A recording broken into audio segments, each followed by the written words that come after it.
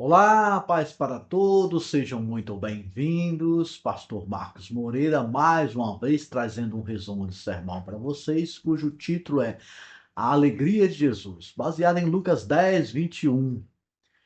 Como sempre, peço para vocês, deixe o seu like, deixe seu joinha, faça sua inscrição no canal, também compartilhe esse vídeo com outras pessoas. É um título que nos chama a atenção, a alegria de Jesus, não é? E sim, nos chama a atenção, eu acho que toca também o nosso coração. Eu acredito que muitos de vocês, em hipótese nenhuma, gostariam de fazer outra coisa senão alegrar o coração de Jesus. Eu acho que esse é o nosso intento quando nós olhamos para ele, revisamos a história dele em nossas vidas, e isso realmente é o nosso desejo. Mas eu poderia fazer o título não é uma pergunta, mas eu poderia fazer uma pergunta. Mas vocês têm feito isso? Vocês têm se preocupado em alegrar o coração de Jesus nos seus atos, no seu caminhar, no seu agir, no seu pensar? Será que nós, não vocês, vamos colocar nós, será que nós temos pensado em trazer realmente alegria para o coração de Jesus? É uma pergunta que nós precisamos nos fazer todos os dias.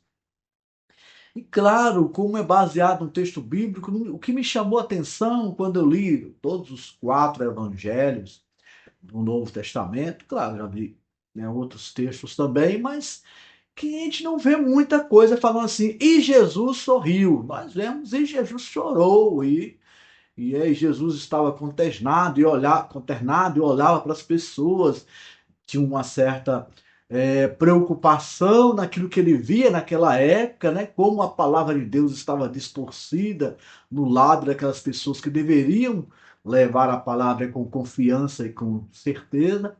Mas havia muito isso, e isso entristecia Jesus, na verdade.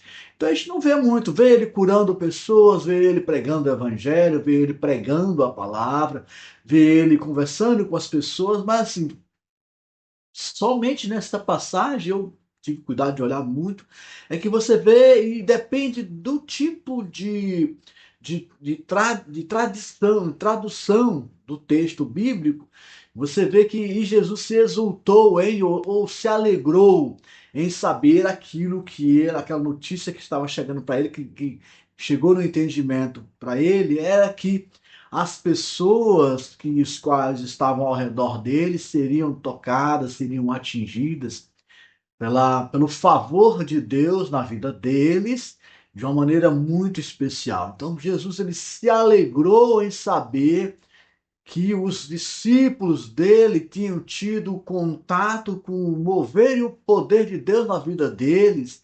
E disse para eles: vocês se alegram pelas coisas que vocês fazem, que curam pessoas, né? Que vocês conseguem pregar o evangelho. Então, e ele também se alegrou com isso, né? Com o fato de que eles conseguiam fazer algumas não muitas coisas em o nome dele, em o nome de Deus. E isso trouxe alegria para o coração de Jesus. Mas Jesus, ele é mais enfático ainda com relação ao que aconteceu com seus discípulos, quando ele comenta com eles o seguinte: vocês se alegram em ter usado o poder que eu lhes concedi. Ele não falou assim, mas estou aqui parafraseando.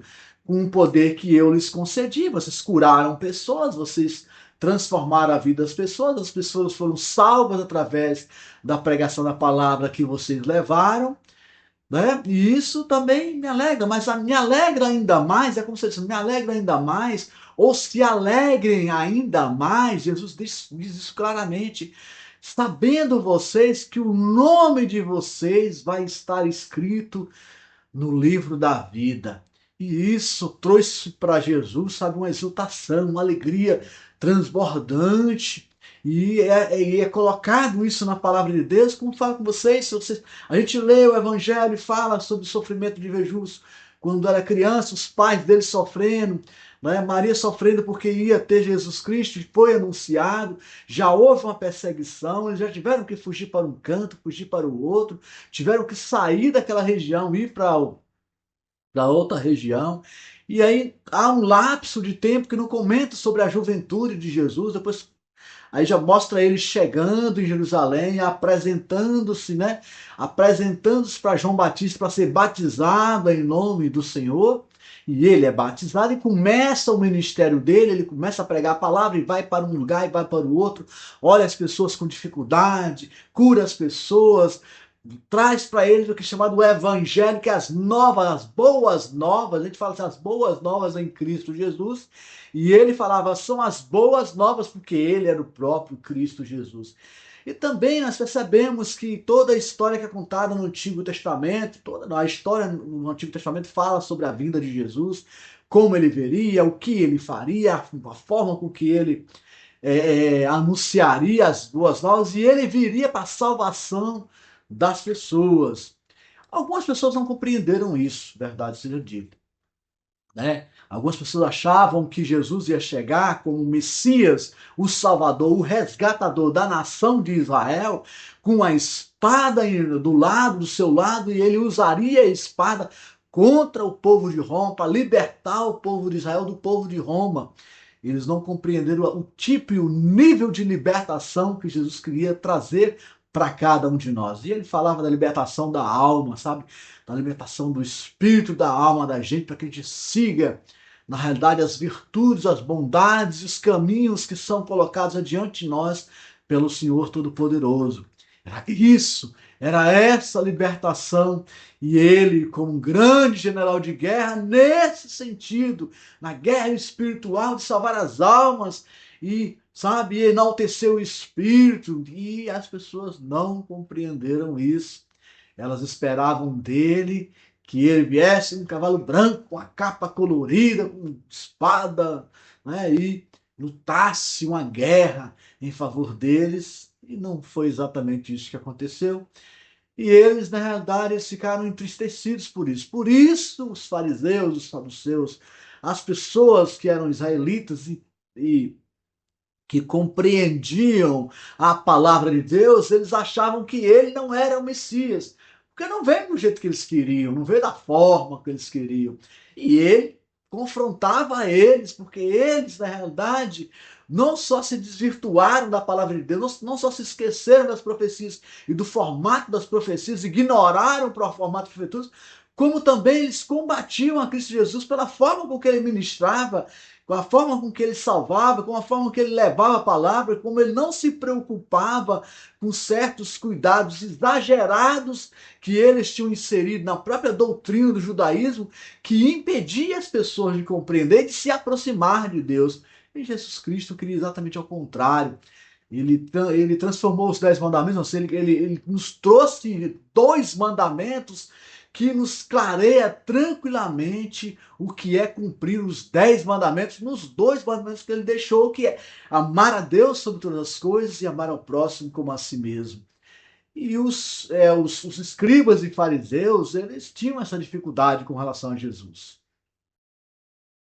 Para mim, esse texto em Lucas 10, 21, que fala sobre a alegria de Jesus, eu repetiria esse texto em todo o Novo Testamento, saber que Jesus se alegrou com alguma coisa e com relação a nós, sabe? E ele fala assim, e a alegria dele foi: alegram-se por engrandecer o nome do Senhor, o Deus Pai. Alegrem-se para chamar a atenção para ele, pelos feitos que ele realizou na sua vida. E ele, na realidade, queria chamar a atenção para isso. Olha, vocês se alegram pelo que vocês estão fazendo, vocês deviam se alegrar em louvar e glorificar o nome de Deus, vocês deviam se alegrar em louvar e glorificar o nome de Deus pelo aquilo que ele tem feito na vida de vocês e através de vocês fez na vida de outras pessoas. Alegrem-se ainda mais por saber que o meu Pai, que o Deus o Todo-Poderoso, ele escreve o seu nome no livro da vida e te traz essa alegria da salvação, da confirmação da salvação na vida eterna. E é esse texto, essa alegria de Jesus, que é o título que eu coloquei nesse sermão, é uma alegria ímpar. Quando a gente lê o Evangelho e quando a gente assiste os filmes falando sobre a vida de Jesus, quantos de nós, quantos de vocês, quantos nós não choramos às vezes, ficamos sentidos, na realidade, quando eu ainda não tinha compreensão da palavra de Deus na forma que eu tenho hoje, E eu, às vezes, tive uns pensamentos, falando, se eu pudesse, eu voltava no tempo, e aí eu pegaria uma espada e lutaria contra aqueles homens, contra aquelas pessoas, não deixaria de forma alguma que eles pregassem a Cristo Jesus na cruz do Calvário. Eu sei que talvez vocês também tenham tido esse sentimento, mas a verdade seja dita. Se ele não fosse crucificado, o sangue dele não corresse na cruz do Calvário, nós não receberíamos a salvação em Cristo Jesus. Nós somos, na maioria, nós brasileiros, nós não somos descendentes de judeus. Nós somos, na maioria dos brasileiros, nós somos pessoas gentios. Nós somos pessoas comuns. E a salvação para os gentios vem da morte de Cristo Jesus. Ele, claro, ele morreu pelos judeus, sim, ele morreu na cruz do Calvário para salvar todas as pessoas do mundo. Mas eles não compreendiam isso, ao contrário, levaram ele à crucificação, porque não compreenderam isso na pregação do Evangelho de Cristo Jesus naquela época. Claro que hoje, nos tempos de hoje, eu conheço vários judeus que já se converteram ao cristianismo na forma que nós conhecemos, né? O protestantismo, o cristianismo, que entendem que Jesus Cristo é o Senhor e Salvador, é o resgatador de nossas vidas, e isso também nos alegra. Mas alegria maior, compreendam isso, além de saber que nós podemos alegrar a Cristo Jesus com o nosso comportamento, com a nossa vida transformada, seguindo aquilo que ele nos ensinou, seguindo o verdadeiro cristianismo de Cristo Jesus. Não algumas coisas que, infelizmente, nós vemos por aí, mas nós temos que buscar isso, sabe? Ser o exemplo desses que foram transformados por ele e levar esse exemplo a outras pessoas. Esta é a minha mensagem para vocês hoje, pelo que já agradeço pela sua paciência e sua audiência. Não se esqueça, por favor, deixe o seu like, faça a sua inscrição, também compartilhe esse vídeo com outras pessoas e, se puder, maratone os vídeos, são mais de 60 vídeos que já estão gravados, maratone, cada um deles tem um tema diferente, cada um deles vai lhe chamar a atenção para uma conversa diferente. E nos vemos no próximo vídeo.